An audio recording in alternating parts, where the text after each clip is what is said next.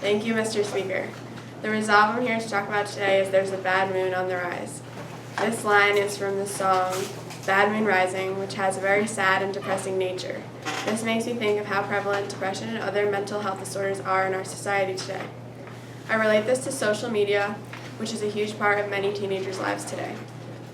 My case topic is, can social media cause a teenager to be depressed? I will define my terms. Social media is technological tools used on computers or phones which allow peers to interact and exchange texts, pictures, videos, and other information with each other. Platforms include Twitter, Instagram, and Facebook. A teenager is a high school student from the age of 14 to 18 years old, and depressed is to be in a general state of unhappiness. My first contention is social media can cause a teen to question and focus on their popularity and self-image. So teenagers may become obsessed with their follower ratio and need to have more followers than they're following. And for example, I had a friend on my softball team who constantly unfollowed her friends and teammates even, just so she could be following less than 100 people. And they just end up caring way too much about the amount of likes they're getting. And people can get personally offended by who follows them back or unfollows you. And you'll be more exposed to celebrities if you are on social media a lot. So you may want to compare yourself to these celebrities, and you may want to be just like this idol of yours and stalk their life and Instagram and stuff like that, and always be checking their feeds. My second contention is teens may become depressed because they are showing only the positive side of their life on social media. So people will only post good pictures of themselves, and some girls get obsessed with posting the selfie at the perfect angle, and they'll get mad at their friends when they upload pictures that they don't look good in. Teens may hide their feelings of sadness because they only want to post pictures of the good times in their lives, and they don't tell people their problems so they can look good on this social media, and they'll act as if their life is perfect and hide their real feelings, when inside they could be very upset.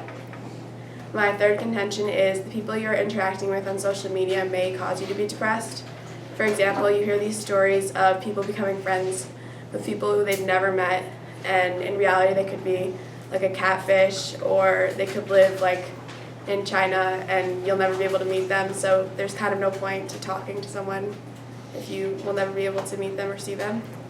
You may compare yourself to rich friends if they post a lot about all of the materialistic things they are getting, and there may be people who are generally just better than you, and by comparing yourself you will feel less than them.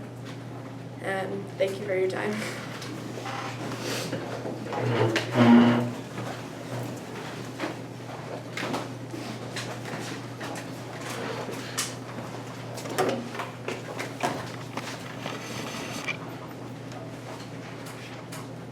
Thank you, Mr. Speaker. Today we're solving there's a bad mood on the rise.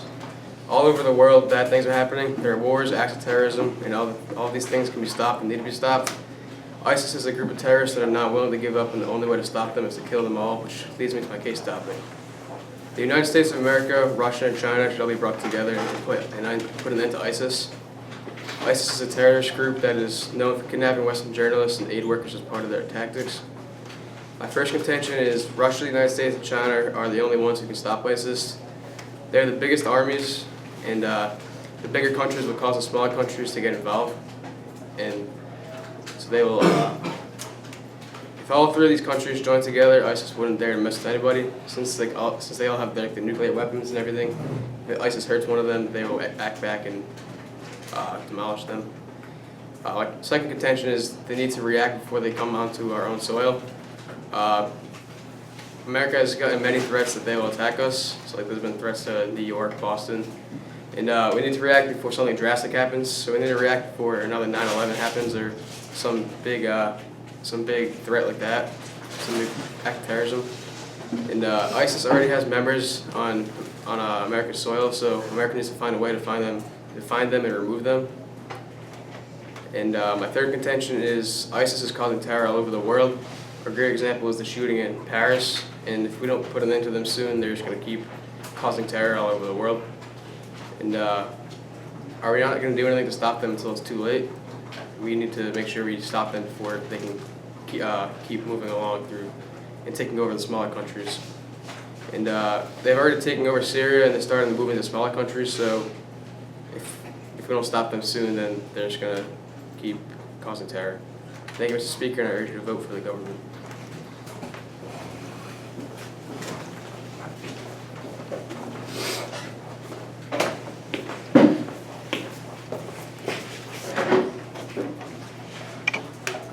Thank you, Mr. Speaker. Today we will resolve there's a bad moon on the rise. Throughout EGHS, students are striving to better their education, but are being affected by one person, Braden Fleming. This leads into my case topic.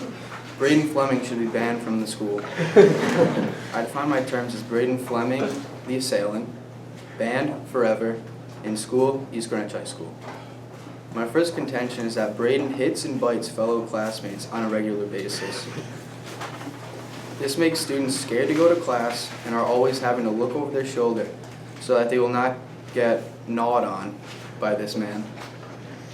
This ultimately leads to students skipping class. My second contention is that he smells like stagnant hot dog water. This smell affects students' learning because instead of focusing on the teacher, the students are in fact trying to plug their nostrils and not pass out. My third contention is he often wets himself. This distracts the class and abruptly stops the learning process, and it also makes the classroom stink. Based on those three contentions, that is why Braden Fleming should be banned from the school.